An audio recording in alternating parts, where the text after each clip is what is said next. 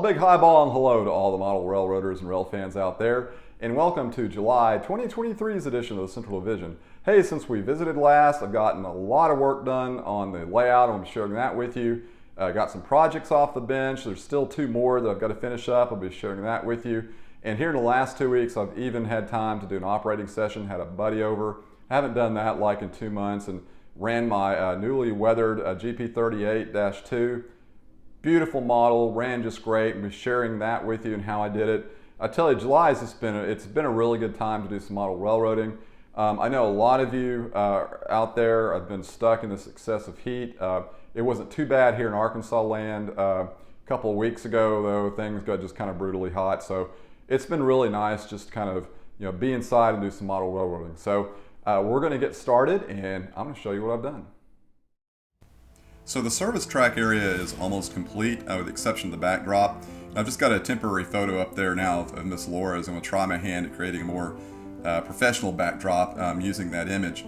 The actual service area had 3 tracks and served the Missouri Pacific Railroad and serves the Fort Smith Railroad today. But the one track I think is going to be a really good representation there. Now Miss Laura's is a visitor center today, but at its height in the late 19th and early 20th century, it was, we'll call it a popular gentleman's club.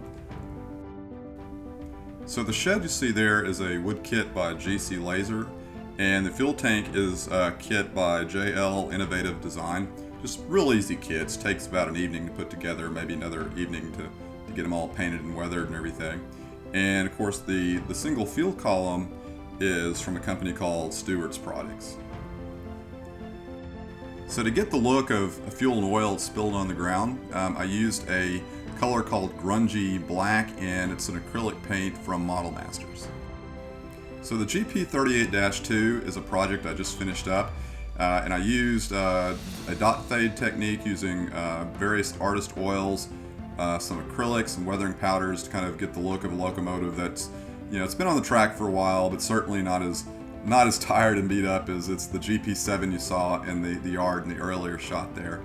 I also replaced the original motherboard in Tsunami decoder with a TCS board with a Keep Alive and a Wow sound decoder, and then replaced the lights with LEDs from Evan Designs. So the Ward Cold Storage Company scene is coming along, and this represents a company that's expanded over the years. So, you have the original Ward Cold Storage Company building, and then later on they added a concrete warehouse. I've still got some things to do. You see the green ground foam in front of the parking lot there. I've got to go in and add some grass. I'm also going to put in a chain link fence. The big change there is a concrete building. Originally it had a blue warehouse I picked up for just a few bucks at a train show, I think. But I just really wasn't happy with the look, and of course the door placement is more for rail traffic than it is for truck traffic. So anyway, I just replaced it with a Walters concrete warehouse, and again, it's another easy kit you can finish up in a couple of days there. So I think it looks a lot better. So I'm a big believer in it's the small details can help set the scene and tell the story that you're trying to portray with your layout, including the era that you're modeling. So here you see I did a little truck shopping, and these are all trucks that you would have seen in the 1970s. So one of the cool things about modeling an era that you grew up in, it's the scenery and small details can really bring back some memory. I mean, even little things you haven't even thought of since living back at that time. So for me, growing up in the 70s with Kroger and Safeway as the big grocery stores at the time, I came across 2 trucks that I just had to have that just screamed 70s for me. One was this Kroger truck that had the 70s era advertisement on it, the top value stamps. Does anyone remember those stamps? And the pink elephants. And the other, I came across an old Athearn Blue Box kit that had a 70s era Safeway truck. And boy, I tell you, one thing I remember vividly is my opinion was like the worst light blue paint scheme they put on their cabs. But boy, these 2 vehicles just shouted 70s to me, just brought back memories of that growing up in the era. So I knew I had to have them for my layout. So since I've talked with you last, I've also added in a street and a distressed sidewalk next to the Arkansas Coffin Company. Normally I use the 2mm foam sheets for road, but it was a little bit too thick compared to the brick street that I've got out in front of the building. So what I did is I used, for this scene, for the street, I used basically just heavy construction paper, and the thickness was a perfect match. And I used various shades of acrylic paint to get the gray that I was going for. I still need to go back, tone down the shine, take some weathering powders and add in some fade to it, as well as the tire marks and things like that. But I think it really turned out well. I would say if you're using this material, while it's drying, once you have it glued down, is make sure whatever you're using to weight it down is perfectly flat and covers the entire thing. Otherwise, it can bubble up on you. So the sidewalks are from a company called Rail Scale Models. This is a wooden sidewalk kit, and they call it aged concrete, which basically means, it has like little pit marks and cracks and things. You see it in an old sidewalk. So to weather it, I started out with a Krylon color called Paver Gray. Then went back with Bragdon weathering powders, and the colors of the weathering powders I used was a grimy gray, an old yeller, and a very, very light coat of what they called weathered brown. And I think they turned out pretty well. So another industry I've been working to finish is the Dow Chemical company. And this isn't going to be a large plant by any stretch of the imagination. This represents more or less small distribution storage center that you would find around cities and smaller towns and things. In the case of my layout, the main rail traffic is going to be for farming chemicals. So since the last visit, I've gotten the concrete apron in, and that's made using the 2mm hobby foam sheets. And the color I went with was just a hobby acrylic from Apple Barrel, and it's called Parchment.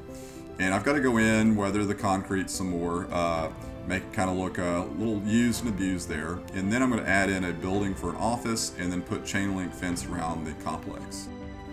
Now, one cool purchase that I've made since the last time we talked is a Missouri Pacific 70-foot Mel Express boxcar. Now you can get these, they're kits, from the mopac.org site, and Accurail makes the bodies, and it comes with some basics, but you still have to go out to different sources and get like the grab irons and things like that. I got very lucky here. Somebody had purchased the kit and all the extras and put it together, did a fabulous job, and then put it up on eBay. So man, I snagged that thing right away once I saw it. So these cars were built around 1962 from Missouri Pacific, and of course all the mail contracts of the railroads ended in '69. So afterwards, some of these cars went to Mo service.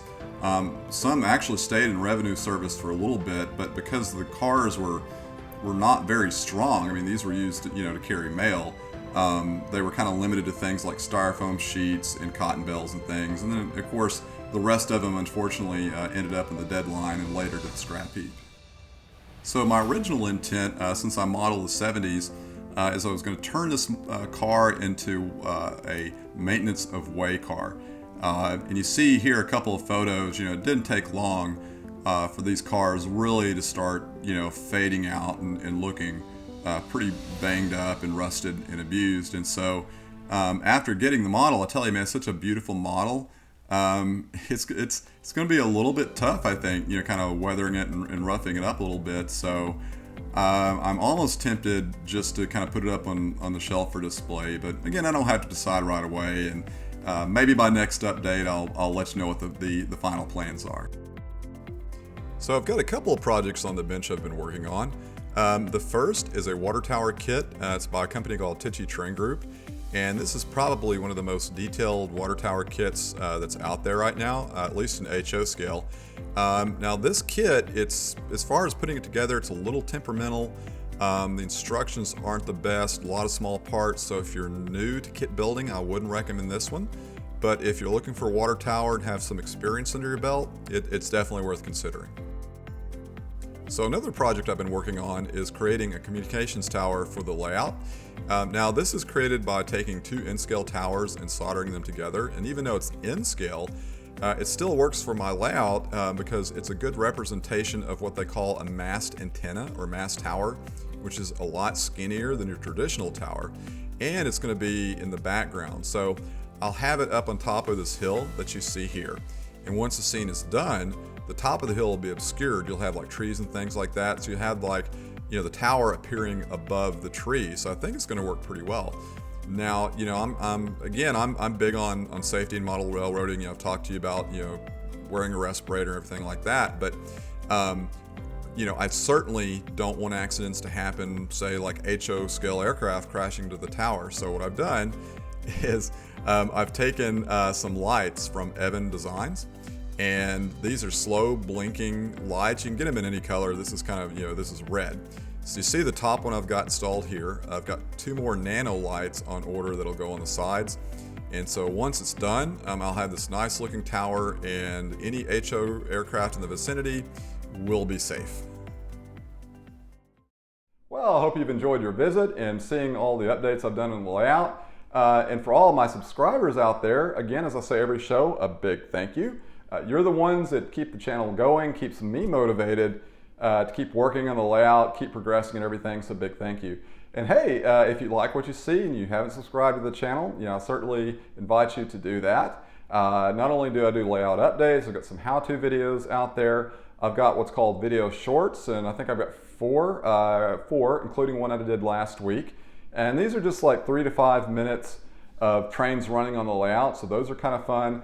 And then I've even got a video, it's called Chilling with Trains. It's about 20 minutes and shows trains running on my layout, got some real cool jazz music in the background, things like that. So a little bit of everything out there. So again, if you haven't subscribed, certainly invite you to do so.